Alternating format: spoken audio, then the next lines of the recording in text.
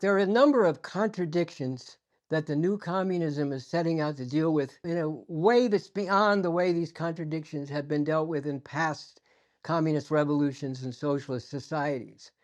And, I think this is very important to understand. One of these contradictions I referred to, which is how do you advance toward communism on the basis of the masses of people moving to do that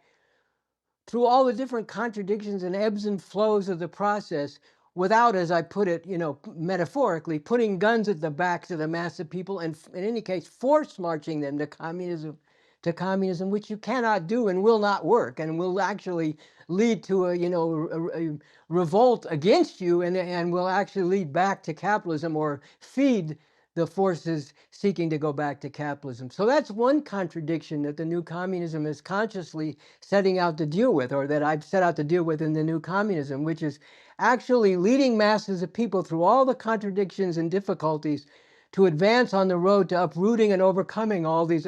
exploitative and oppressive relations and advancing to communism without, force marching the people to do it.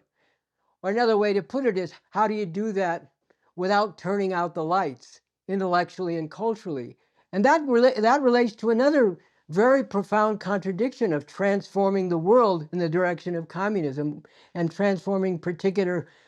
countries on the road to communism as part of an overall international or world process. And that is, how do you orient your society to actually, including the economy in particular as the foundation of everything, how do you orient it toward meeting the fundamental needs of the masses of people, in particular their basic material needs on an expanding basis,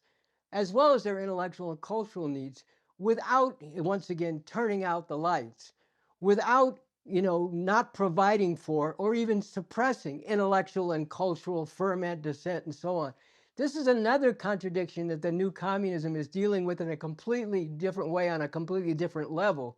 than it's been dealt with in the past.